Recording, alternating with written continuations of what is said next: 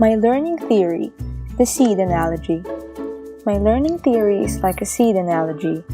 I believe that as learners, all of us started out as seeds like a novice in Berner's theory, before each turned into a tree or an expert in our chosen fields.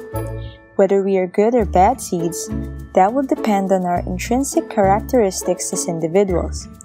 Just like what Carol described in his model of school learning, each of us has individual differences, termed as the ability to understand instructions, and these differences are subject to development or enhancement. Now, I would like to think that our parents, guardians, teachers, and mentors are the farmers who are responsible for planting us in the soil. The soil is the learning environment where we grew up. Some soil like loam are good for plants and has the ability to nurture us as we grow. Some will be full of rocks, while some may be sandy or clay, which in turn hinders the plant from even germinating.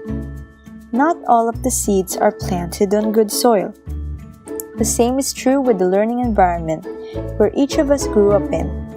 Not all environments are conducive to bring out the best learners in us. This is because some schools may not be the best fit to the learner due to a whole gamut of factors like financial constraints, scholastic records, aptitude, attitude, cognitive abilities, etc. A good farmer takes care of his or her plants by ensuring that there is enough water, sunlight, and fertilizer to make the plant grow into a healthy tree.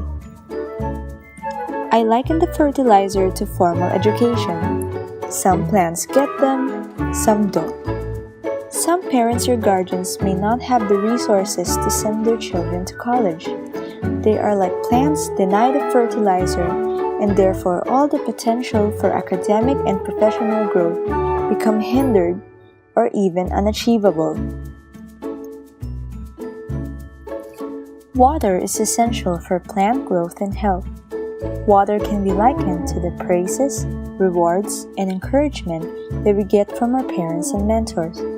If we are given none or too little, we wither and die. I cannot imagine how terrible it must have been not to be validated as a human being by your parents and teachers. However, if too much praises are given, we may also drown in our own haughtiness, which is also not good. But if enough is given, we'll live and thrive and become a majestic tree which God meant for us to be. Sunlight is also important. Plants seek out sunlight to make them green and healthy. Have you ever noticed how a plant left under the shade has paler leaves than those plants in direct sunlight? I have also seen trees which modified its branches in such a way that it would come in contact with the sun's rays. Lifelong learners are like those trees. They continue to seek higher learning to make their leaves greener and brighter, making them more attractive.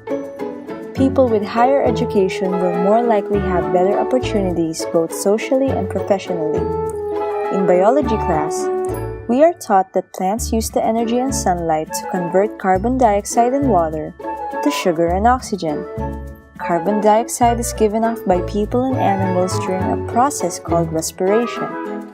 Carbon dioxide is useless to them, but essential for a plant's growth. As learners, we should be able to take criticisms being thrown at us by other people gracefully and turn them into opportunities to make us better students.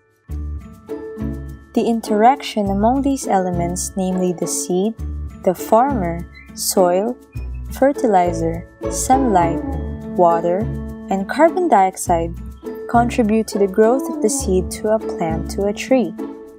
How they interact with each other depends upon the current circumstances and affects the outcome of the seed.